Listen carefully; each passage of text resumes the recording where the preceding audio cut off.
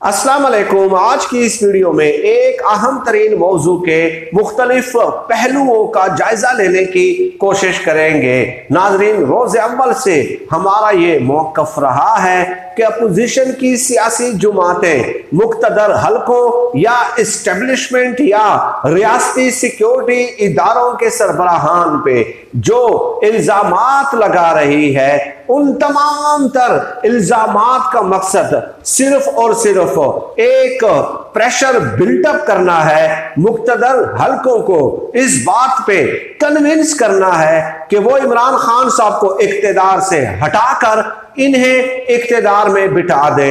चुनाचे शाहिद खाकान अगासी साहब के शाहिद खाकान अब्बासी साहब की ताज़ा तरीन प्रेस कॉन्फ्रेंस ने हमारे उस मौक़िफ़ की तस्दीक कर दी है। नाजरीन, तहरीक अदम एतमाद के हवाले से बहुत सारे तबसरे और तजिए यकीनन आप सुन रहे होंगे। उनकी सुबह का आगाज भी इमरान खान साहब की रुखसती पे होता है और रात ढलते हुए वो सोते भी इसी नारे के साथ हैं कि इमरान खान साहब को अब इक़्तिदार से रुखसत कर दिया जाएगा।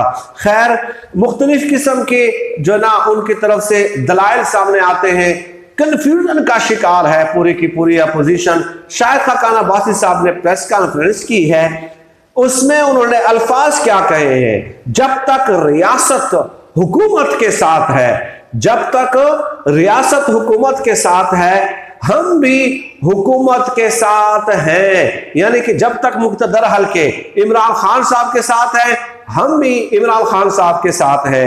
फिर आगे चल के शाहिद खाकान अब्बासी साहब कहते हैं कि यही मुल्क में सियासत की सबसे बड़ी हकीकत है। जब टेलीफोन कॉल्स आना बंद हो जाएंगी तो उससे अगले दिन हम तहरीक अदम एतमाद ले आएंगे। ये अल्फाज हैं शाहिद खाकान अब्बासी साहब के। अब आप बताइए, एक बार फिर एस्टेब्लिशमेंट को मिसकॉल दे रहे हैं कि जब तक आप हमें गो अहेड नहीं देंगे उस वक्त तक हम भी जनाब हुकूमत के साथ हैं। अगर आप हुकूमत के साथ हैं तो हम भी हुकूमत के साथ हैं, अगर आप हुकूमत के मुखालिफ हैं तो हम भी हुकूमत के मुखालिफ हैं। यह है तहरीक अदम एतमाद की कुल हकीकत। यह है कुल हकीकत। यह है 3 साढ़े 3 सालों से ये जो इल्जामात लगा रहे हैं उस पूरी की पूरी जुद्दोजहद का एक दो जुमलों में मुख्तसर खुलासा। जो हम कहते रहे वही हुआ। यानी अब भी ये इमरान खान साहब को उतारने के लिए मुक़्तदर हलकों को देख रहे हैं। अगर उनकी तरफ से गो अहेड नहीं मिलेगा तो ये नहीं करेंगे। लेकिन यहाँ पे आज को आपको जमीन और आसमान के कलाबे मिलाते हुए ये लोग नजर आएंगे।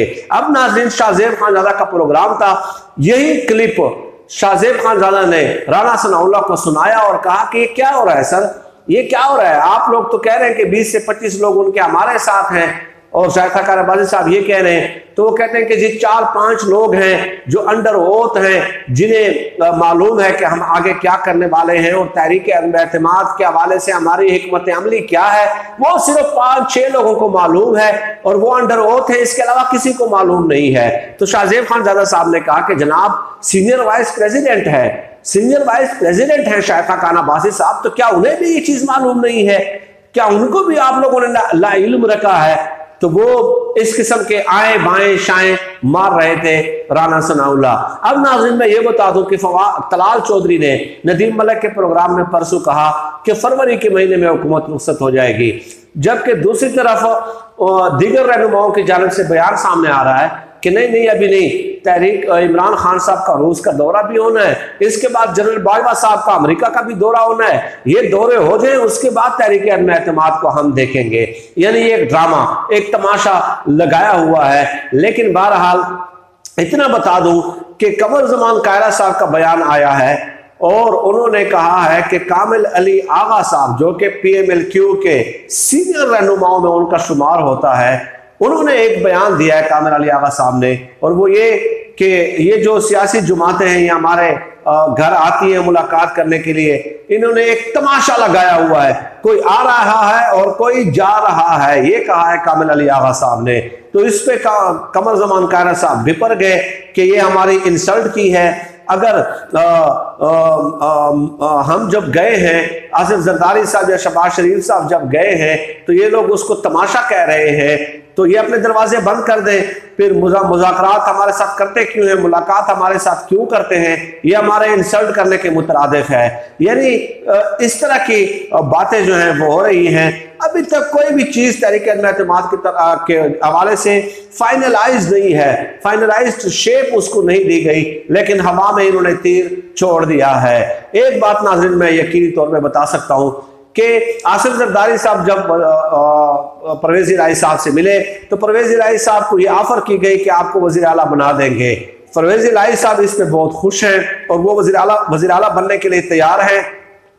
शहबाज शरीफ की जब मुलाकात हुई परवेज इलाही के साथ तो उस वक्त भी परवेज इलाही ने यही डिमांड की, यानी परवेज इलाही साहब वजारत आला के एक बार फिर ख्वाब देख रहे हैं। परवेज इलाही साहब ये चाहते हैं कि अगर इक़्तिदार से रुखसत किया जाता है उस्मान बुज़दार को तो उसके बाद 1-1.5 साल के लिए जो है जितना भी टाइम रहता है उस वक्त तक के लिए उन्हें वजीर आला रहने दिया जाए। और परवेज इलाही ने यह भी शहबाज शरीफ से कहा है कि मुझे पंजाब असम्बली में 40-45 अराकीन की एटलीस्ट मेरे साथ हैं, मेरे वजीर आला बनने के लिए वो कन्विंस्ड हैं। आप अगर तहरीक एतमाद लाना चाहते हैं तो मेरे ये शर्त आप कबूल कर लें, उसके लिए फिर मैं तैयार हूं। लेकिन डेफिनेटली नून लीग कहां उनको वजारत आला दे सकती है। और ये बात भी बता दूं कि अगर वजारत आला के लिए आज ही नून लीग और पीपल्स पार्टी राजी हो जाए वो वजारत आला के लिए परवेज इलाही साहब को, तो वो हुकूमत का साथ छोड़ने के लिए फिर तैयार हो जाएंगे,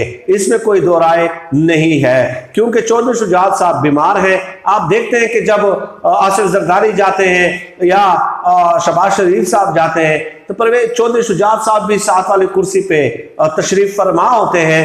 हकीकत यह है कि वो इस कदर बीमार हैं कि वो इन सियासी मामलात को अब हैंडल नहीं कर सकते, लेकिन महज एक पॉलिटिकल स्टंट के लिए ये लोग जो है उन्हें इस्तेमाल कर रहे हैं। बिस्तर से उठा के उन्हें चेयर पे बिठा देते हैं, वो सर झुकाए नीचे बैठे होते हैं और बाकी तमाम कुछ बातें वो समझते भी नहीं है पूरी तरह, इस तरह के वो बीमार हैं। लेकिन चौधरी परवेज इलाही साहब इसे एक सियासी स्टंट के तौर पे इस्तेमाल करते हैं, हर आने वाली मुलाकात में उन्हें साथ बिठा देते हैं।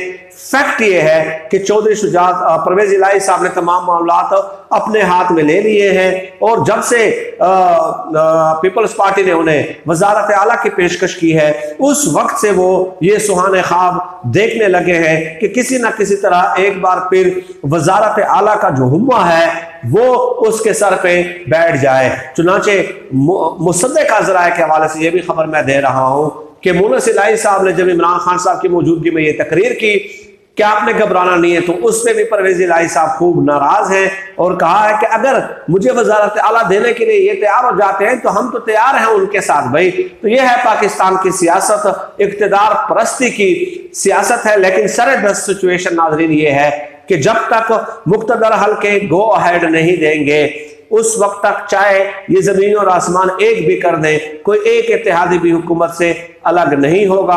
और मेरे पास इत्तलात ये है कि आज के दिन तक जब मैं ये वीडियो रिकॉर्ड कर रहा हूं मुक़्तदर हल्कों ने कोई गो अहेड नहीं दिया अपोजिशन या इत्तेहादियों को कि आप हुकूमत को गिरा दें। सरदस्त इतना ही। अल्लाह पाक से दुआ है कि अल्लाह पाक हमें खल्क़ खुदा के लिए आसानियां पैदा करने की तौफीक अता फरमाए।